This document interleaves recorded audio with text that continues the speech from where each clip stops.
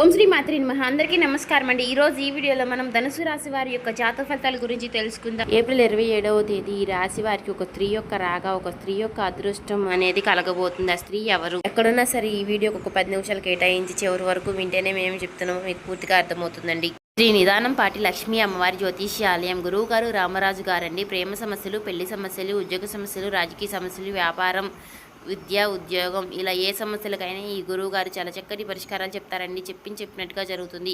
ఈ గురువు గారి ఫోన్ నెంబర్ వచ్చేసి 9963017014 అండి. ఏ విషయాలకైనా ఫోన్లోనే పరిష్కారం అనేది లభిస్తుంది. చాలా నమ్మకదగమైన గురువు గారు చెప్పినట్టుగా జరుగుతుంది. 24 గంటల్లోని ఫలితాలు అనేది దొరుకుతాయి.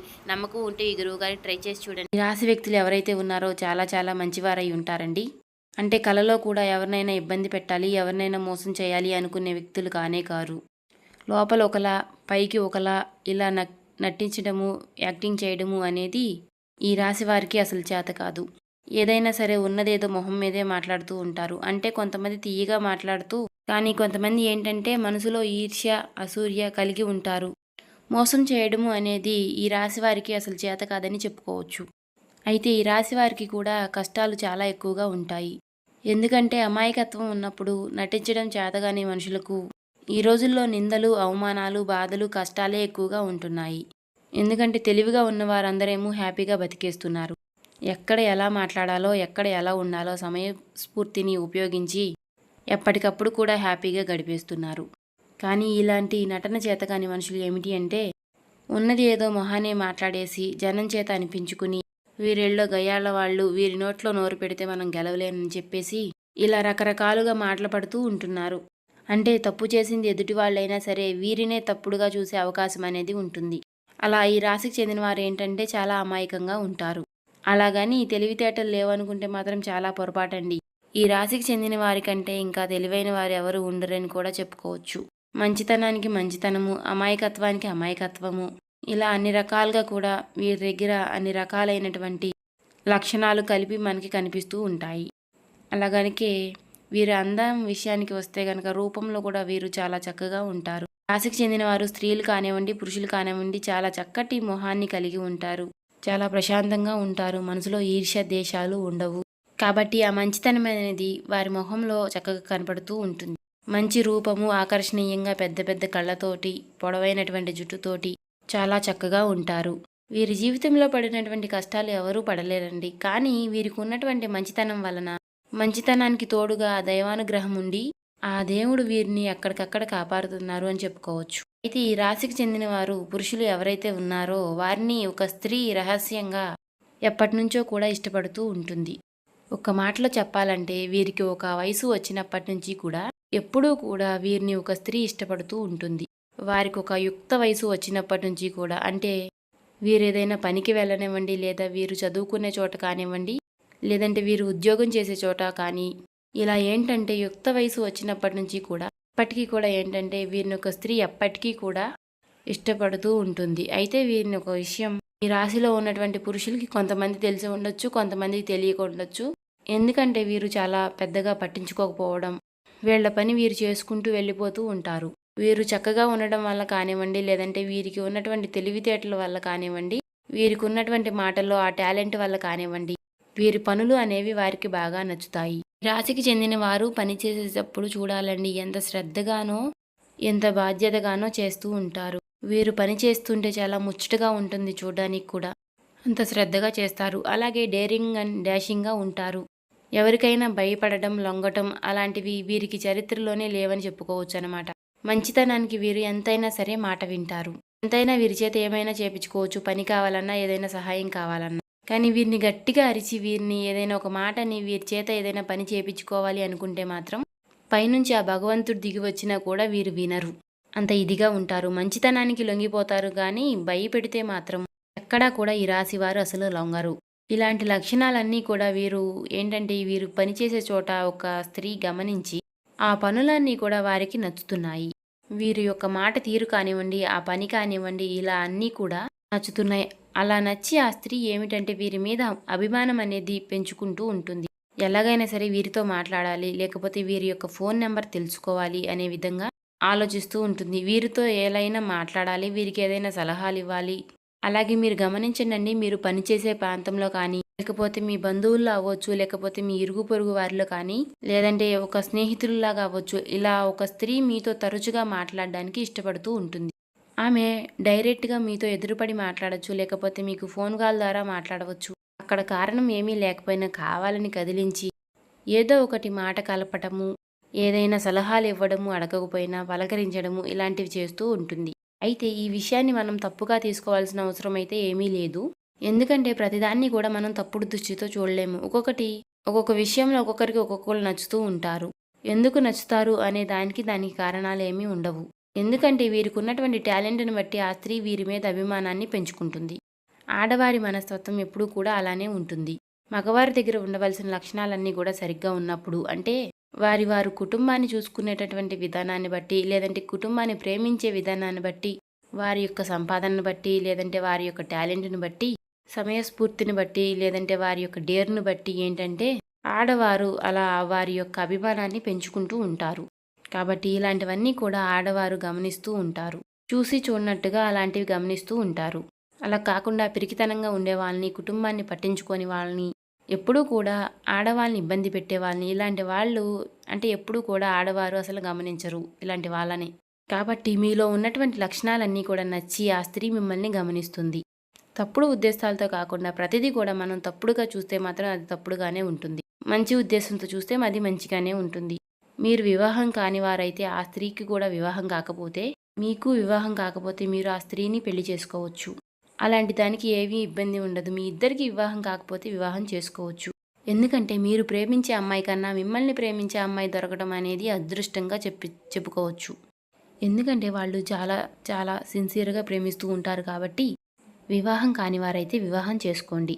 అదే వివాహం అయిన వారైతే ఆ స్త్రీ ఎంత అభిమానం పెంచుకున్నా సరే, ఏంటమ్మా అంటే ఏంటి అనేది అంతవరకే ఉండాలి. అంతకు మించి మీరింక ఏం మాట్లాడొద్దు. అంటే మీరు పలకరించడం సరే, కానీ మీకు అంతకు మించి ఏం తెలిసినా సరే మీరింకేం మాట్లాడవద్దు. ఎందుకంటే తను ఒక అన్న అనే అభిప్రాయంతో, లేదంటే ఒక తమ్ముడు అనే అభిప్రాయంతో చూడవచ్చు కానీ, లేకపోతే వారికి మీ మీద ఉన్నటువంటి అభిమానంగా పలకరించవచ్చు. ఇంకా మీకన్నా పెద్దవారైతే మిమ్మల్ని ఒక బిడ్డలాగా చూడవచ్చు. ఎందుకంటే మనల్ని చూస్తున్నారు అని మనం ఒక్కరిని తప్పుడుగా అనే అభిప్రాయం చేయకూడదు. ఎందుకంటే ఒక్కొక్కరికి ఒక్కొక్కరు నచ్చుతా ఉంటారు. ఎందుకంటే వాడికి ఉన్నటువంటి టాలెంట్‌ని బట్టి, వాడి యొక్క పని బట్టి అలాగా ఆ స్త్రీ కూడా ఏమిటంటే మీ పైన అభిమానాన్ని పెంచుకుని, మీరు చేసేటటువంటి ప్రతి పనిని కూడా గమనిస్తూ ఉంటుంది. ఆ విషయం మీకు తెలిసి ఉండవచ్చు. ఆల్రెడీ మీరు మాట్లాడి కూడా ఉండవచ్చు. కాకపోతే ఏంటంటే మీరు పెద్దగా పట్టించుకోరు. ఎందుకంటే మీ పనుల్లో మీరు బిజీగా ఉంటారు కాబట్టి మీరు పెద్దగా పట్టించుకోరు. కాబట్టి మీతో మంచిగా మాట్లాడి మీకు సలహాలు ఇస్తుంటే మీరు మాట్లాడండి. ఇబ్బంది అయితే ఏం లేదండి. ఆ స్త్రీ వల్ల మీకు ఎటువంటి ఇబ్బంది లేదు. చక్కగా మీరు మీకంటే చిన్నదైతే మీ చెల్లెల్లాగా భావించండి. లేదంటే మీకంటే పెద్దదైతే మీ అక్కలాగా భావించండి. అంతేకాని ఇంకా పెద్ద ఆవిడైతే చక్కగా ఒక తల్లిలాగా ఆదరించండి. ఒక స్నేహితురాల్లాగా అట్లా మీరు ఆదరించండి. ఇబ్బంది ఏమీ లేదండి. వివాహం కాని వారైతే మాత్రం ఖచ్చితంగా వివాహం అనేది చేసుకోవచ్చు. ఎందుకంటే అలా ప్రేమించేటటువంటి ఒక స్త్రీ మీ జీవితంలో ఉండడం అంటే మీకు చాలా అదృష్టం అని చెప్పుకోవచ్చు. ఏంటంటే ఎక్కడో ఎవరో తెలియని వారి ప్రేమ కోసం మనం పరిగెత్తే దానికంటే మనల్ని ఎతుక్కుంటూ వచ్చేటటువంటి ప్రేమ అనేది చాలా గొప్పది. కాబట్టి అలా ఉంటే పెళ్లి కాని వాళ్ళైతే మీరు పెళ్లి చేసుకోండి. పెళ్ళైన వాళ్ళైతే ఒక అక్కలాగా గానీ, ఒక చెల్లిలాగా గానీ భావించవచ్చు. ఎక్కువగా మాట్లాడకండి. ఎందుకంటే ఎంత అభిమానించే మనిషి అయినా సరే, మీకంటూ మీ కుటుంబంలో మీకు ఒక భార్య ఉంది, మీ పిల్లలు ఉన్నారు, మీకంటూ ఒక సంసారం ఉంది. కాబట్టి అభిమానిస్తున్నారులే అని చెప్పేసి మీరు కూడా ఎక్కువగా మాట్లాడితే మాత్రం మీరు చులకనైపోయే అవకాశాలు కూడా ఉన్నాయి. దాని వలన మీ కుటుంబంలో మీకు చిన్న చిన్న గొడవలు వచ్చే అవకాశాలు ఉంటాయి. ఎవరు ఎంత అభిమానించినా, ఎంత చేసినా సరే బయట మనిషి అన్న తర్వాత ఆమె మూడే వ్యక్తే కాబట్టి భార్యాభర్తల బంధం అన్నాక ఇంకో వ్యక్తి పరిచయం అనేది మనకి ఎక్కువేమీ కాదు. భార్య భర్తను ప్రేమించాలి, భర్త భార్యను ప్రేమించాలి. అంతేకాని ఎవరు ఎంత అభిమానం పెంచుకున్నా సరే ఆ అభిమానాన్ని అభిమానంగా చూపించండి. అంతేకాని దాని వలన మీ జీవితంలోకి ఎటువంటి సమస్యల్ని కూడా తెచ్చిపెట్టుకోవద్దు. ఇదొకటి చేయండి. ఎందుకంటే బయటికి వెళ్ళినప్పుడు ఎంతోమంది చూస్తూ ఉంటారు, ఎంతోమంది గమనిస్తూ ఉంటారు. అది ఆడవారినవ్వచ్చు, లేదంటే మగవారినవ్వచ్చు. ఎంతమంది కళ్ళు పడుతూ ఉంటాయి. అందరి ఆలోచన విధానం అనేది ఒకలాగా ఉండదు. కొంతమంది మంచిగా చూసేవారుంటారు, కొంతమంది చెడు దృష్టితో చూసేవారు ఉంటారు. ఇలా రకరకాలుగా మనుషులు, మనస్తత్వాలు అనేవి కూడా కనపడుతూ ఉంటాయి. కానీ మనమేమిటంటే మనం పని కోసం వెళ్ళాము, మనం కష్టపడుతున్నాము కాబట్టి ఆ పని వరకు చూసుకున్నామా, పక్కకొచ్చేసామా అంతవరకే. కానీ ఎవరు ఎలా ఏంటి అని చెప్పేసి ఇవన్నీ కూడా మనకి చాలా అనవసరం. అవన్నీ కూడా మనం ఆలోచిస్తూ కూస్తుంటే మనం జీవితంలో ఏమీ చేయలేము, ఏమీ పైకి రాలేము. కాబట్టి ఎప్పుడైనా సరే మనం కష్టపడి నీతి నిజాయితీగా బతికితేనే మనం బతికే బ్రతుకుకి ఒక విలువ అనేది ఉంటుంది. 4 రోజులైనా సరే ఈ మాత్రం ఉండగలుగుతాం. కాబట్టి చెడు దృష్టితో చూసే వ్యక్తిని వాళ్ళది వాళ్ళకే వదిలేసేయండి. మీరేంటి అలా చూస్తున్నారు అని మాత్రం మనం అడగొద్దు.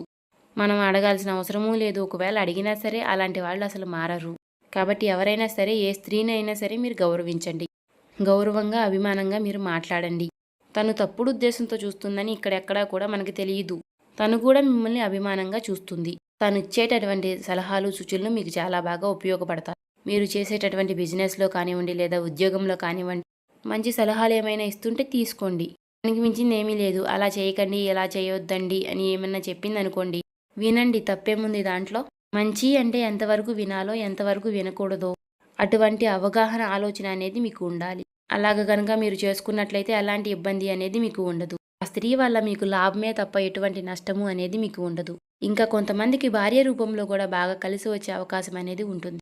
పుట్టింటి తరపు నుంచి ఏవైనా స్థిరాస్తులు రావచ్చు. ఇంకా బంగారము వారి పుట్టింటి వాళ్ళు అది ప్రేమగా పెట్టవచ్చు. అది మీ బిడ్డలకు కానీ, మీ భార్యకు కానీ అలా ఏదో ఒకటి వారి యొక్క పుట్టింటి తరపున మీకు ఏదైనా సొమ్ము అందవచ్చు. లేదా ఆస్తులు ఏవైనా మీకు దక్కవచ్చు. ఇలా మొత్తానికి ఈ రాశి వారి యొక్క పురుషుల్ని మీరు గమనించినట్లయితే మీకు ఖచ్చితంగా ఒక స్త్రీ వలన మీకంటూ లాభం అనేది ఉంటుంది. కాబట్టి ఆ స్త్రీ ఏమిటంటే మిమ్మల్ని గమనిస్తూ ఉంటుంది. స్త్రీ బయట వాళ్ళు అవ్వచ్చు, మీ ఇంట్లో వాళ్ళు అవ్వచ్చు, లేదంటే మీ తోడబుట్టిన వాళ్ళు అవ్వచ్చు, ఇలా ఎవరైనా కానివ్వండి. కాబట్టి ఆ స్త్రీ వల్ల అనేది మీకు ఇబ్బంది అనేది ఏమీ లేదు. ఇంట్లో వాళ్ళైతే అభిమానించండి, బయట వాళ్ళైతే గౌరవించండి. మీ భార్య అయితే ప్రేమించండి. వివాహం కాని వారైతే చక్కగా వివాహం అనేది చేసుకోండి. మీరు సంతోషంగా ఉంటారు.